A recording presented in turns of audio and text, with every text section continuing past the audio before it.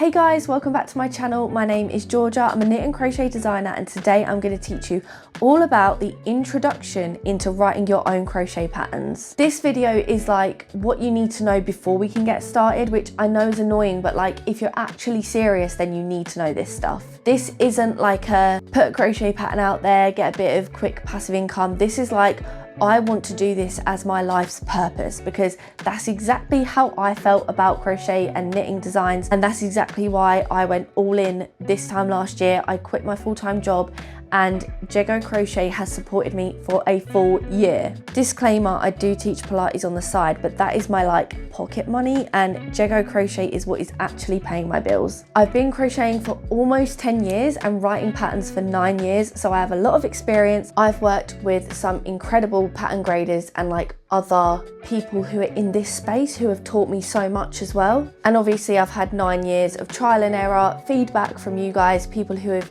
used my patterns, pattern testers. Just have a look on my YouTube channel. I have so many tutorials and I've come a really long way. I feel like I've earned the right to tell you guys what I've learned and help you get started on the same journey. So this is part 1 of a series that I don't know how long this series is going to be, of teaching you guys how to write your own crochet patterns. Now, I'm hoping this format is going to work, but if it doesn't, I can create some kind of worksheet or PDF or something. If you feel like that would be more helpful, then please do let me know, because I'm more than happy to do it, but I don't want to put loads of time into something if like it's not going to be of any use. But if you do like the video, please like it and give it a thumbs up, because it really helps support me and my channel, and hit that subscribe button if you don't want to miss any of the other videos in this series. As always, if you have any questions, leave them in the comments below and I'll get back to you. But without any more babbling, let's get into it. My number 1 piece of advice, and it is slightly annoying, but it is the best piece of advice, and that is just to start. I'm telling you now, when I first started making crochet patterns, I was not ready. Looking back at the stuff that I did, in fact, I'll tell you. So I think it was my first pattern. I don't even know if there's a picture of it. In fact, I'll find one and I'll put it on the screen, so I can remember when I went out in London and I was wearing these, so hopefully I can find the picture. I made some fingerless gloves. So it's a really great project to start off with, because it's one size and it's really, really simple. They were literally just like a tube with a hole in for the thumb. Someone downloaded it on Etsy and they messaged me and they were like, the pattern's great, but I just wondered why it's in 2 separate documents. This is actually like, why on earth did I do this? I have no idea. But at the time, I didn't have a very good laptop and I didn't really have any programs on the laptop. The laptop that I used to make the pattern, for some reason, when I downloaded the document, it was too big for Etsy. So I had to do it in 2 separate documents or something like that. But imagine getting one pattern and it is in 2 separate files, like when you download it. And the second file was just continued on from the first file.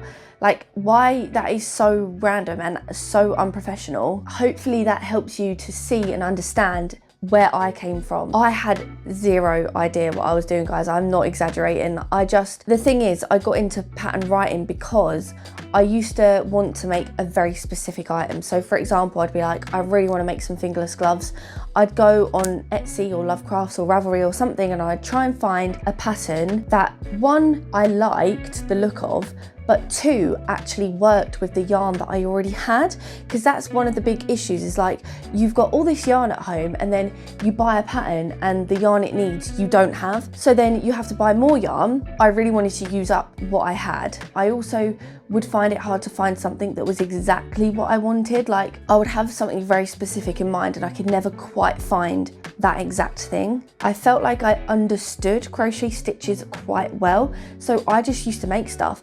And back then, like, there was no pressure. It wasn't my job. It wasn't like I was making tutorials or anything. It was literally just for fun, because I loved being creative. So yeah, back then it was just about having fun, experimenting, learning and getting better. And I cannot thank myself enough for doing that, because it just helped me understand crochet on such a deeper level, because I would try something and it wouldn't work most of the time, but when you do something that doesn't work, you learn so much more from it. And then next time I would make something similar and I would tweak it, and I would, you know, over the years improve my designs and shapes and fits and all that kind of thing. So just start before you're ready, because your first pattern will not be your best, But it's like, have you ever heard Ed Sheeran said this thing where he was like, just make music, make music, make music, get all the bad ones out of the way, then that's when the really good stuff comes, and that's when you can skyrocket, kind of thing. Like, those weren't the exact words, but that's kind of like what he was saying, and that is so true for me as well.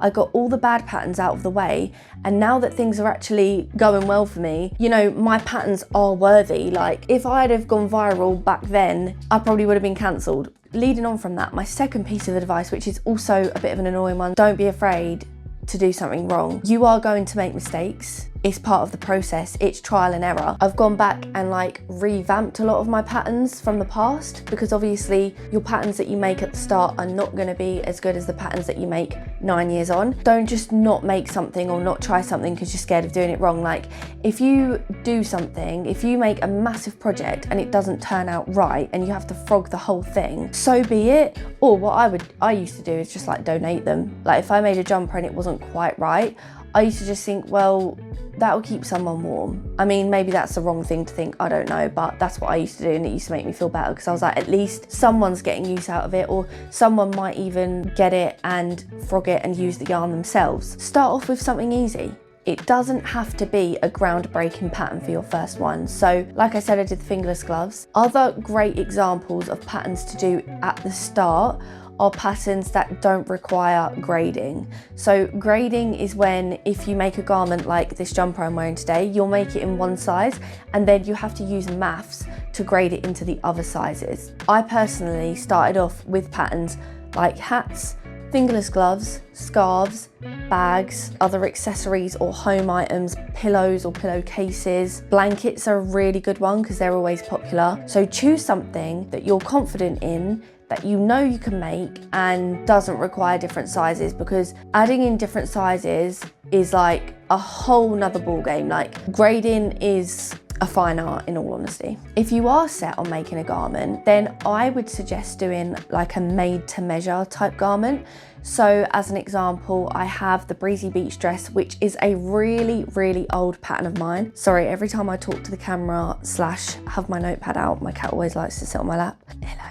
So the Breezy Beach dress I brought out in 2019. I've made so many updates to it since then, recorded a YouTube tutorial. I even brought it out in crochet kit format. Didn't work, but you have to try these things, right? This never actually started out as a made to measure garment, but I changed it to be that when I redid it and did the tutorial back in, I think it was 2023 or 2022. So what I mean by made to measure garment is, instead of having set sizes where you'd be like chain 50 for extra small, chain 60 for small, chain 70 for medium, you get the person to do it to their own measurements. So the only way I feel like I can explain it is with an example. With the Breezy Beach dress, you make a chain that is long enough to fit all the way around your body, and as long as you can easily slip it up and over your widest part, wherever that is, usually the hips, but it might not be, that's going to be the circumference or the width or whatever of your dress. And then it is literally a straight tube up and down. There's no increasing or decreasing, there's no shaping. It is a very, very simple repeat pattern. So there's like lots of different rows, but then after you've like completed the sequence, you just complete the sequence again and again. The straps,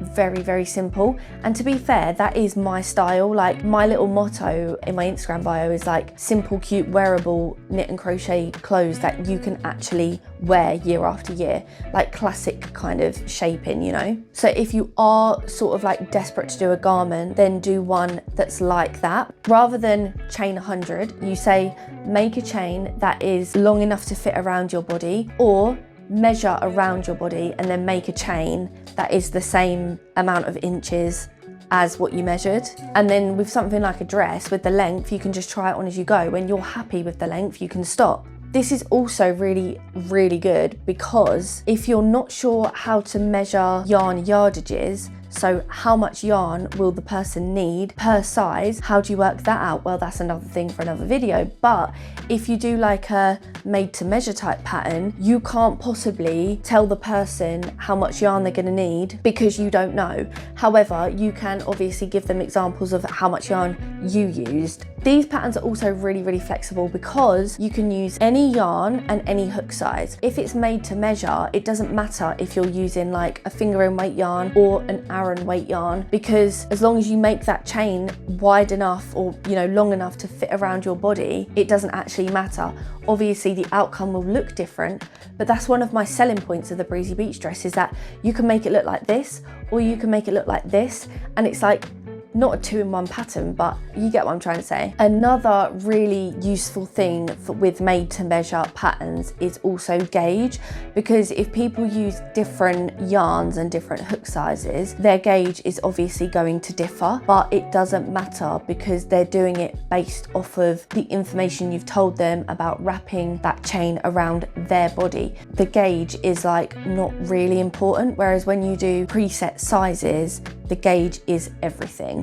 So what actually makes a good pattern versus a bad pattern? First things first, I cannot stand it when designers miss out information or they assume that you will know something. Obviously you need to know the basics of crochet to download a pattern. Like, I'm not teaching you how to make a chain or how to make a single crochet. When you're writing your pattern, you need to remember that the person who buys that pattern off you and is reading it doesn't know your brain. They probably don't understand crochet on the same level as you, and they definitely don't understand your design on the same level as you. They might not be able to envision what you're trying to say. Just don't assume that the person making the pattern knows what you mean straight off the bat. I've seen some videos on TikTok of people saying that certain patterns can be too wordy, but in my honest opinion, and obviously this is just my opinion, I don't think you can give too much information. Like, someone commented on my Instagram and was like, I'm worried about giving too much info, and straight away I was like, why would you be worried about that? Because the more info the buyer has and the more clear it all is for them, like, the better they're going to get on with it, the more they're going to understand it, they're going to be able to get on with it without help. In my opinion, the clearer the better. I know that might sound obvious, but that's just what I've heard of, like, from other people, and to me that doesn't make sense. I remember when I was doing an instruction thing at school, like I was at primary school, and I think we had to write a recipe, and my teacher said, imagine an alien from another planet has come to read your recipe and they have no idea about anything or what's going on. You need to be so clear and explain every single step without missing stuff out. And that just stuck with me, and that is honestly like the mentality that I have when I write my patterns. Something that I find really useful is when there are photos included of like steps along the way.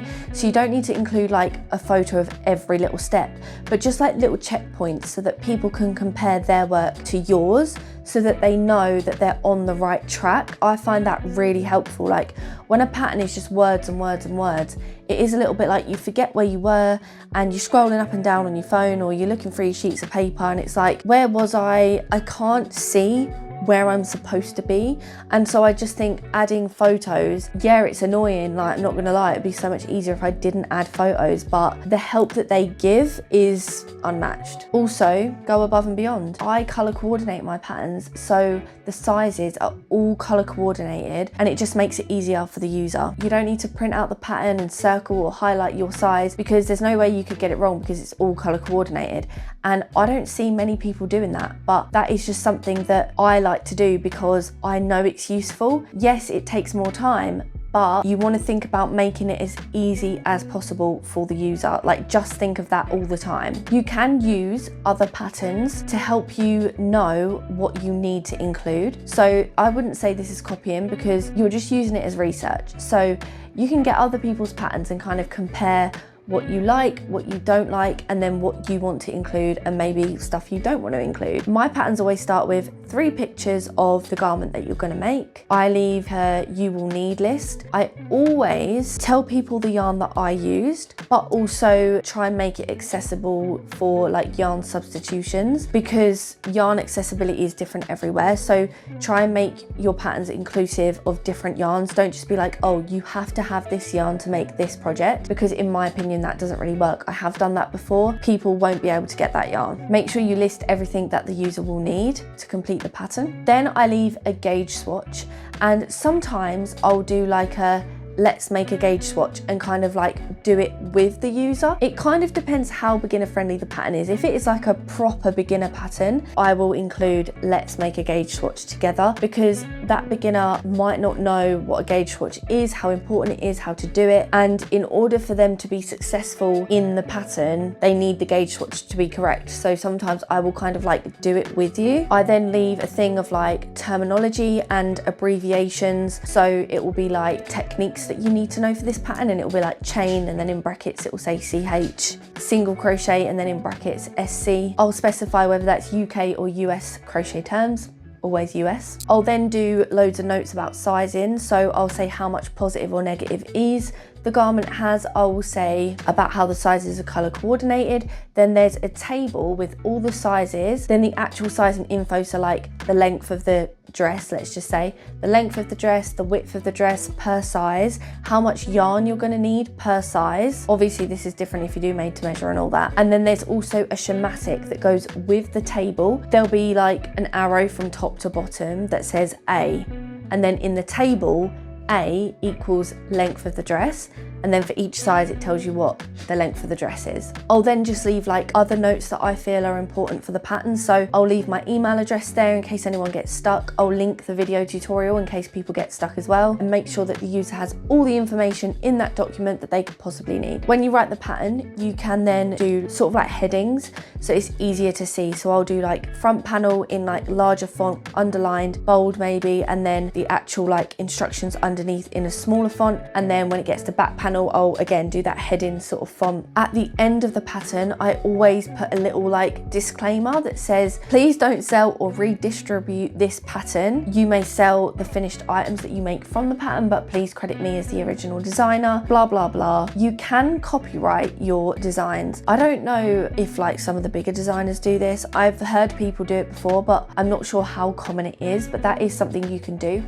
Don't mind me, I'm all ready for bed, but I'm editing the video and I realised something that I forgot to tell you, and that is that if you are scared to release this pattern because people are going to pay you for this thing and you don't even know if it's any good, release a pattern for free on Ravelry. If you want to know more about this in particular, I can go over it in a specific video, but I did this and this pattern had more than 1,000 downloads, and if anything it just gave me the confidence that like, oh, this pattern, you know, I am actually good at this, because people just downloaded it because it was free. And if it's rubbish, it's not like as big of a deal because it was free, so people haven't parted with their money for it. And it's a really good way to just get a feel for what people have to say, you know, feedback and stuff like that. And on Ravelry, people like to share their projects and they'll put pictures up of their finished projects, so it's really, really helpful. So yeah, that was just one of my final tips, is that if you are still too scared, do that first to help build your confidence. There is my sort of introduction into writing your own crochet patterns. I hope it was useful. I feel like I've just rambled on about loads of different random things, but just as a recap, I've written down, start before you're ready, don't be afraid to make mistakes, make something easy,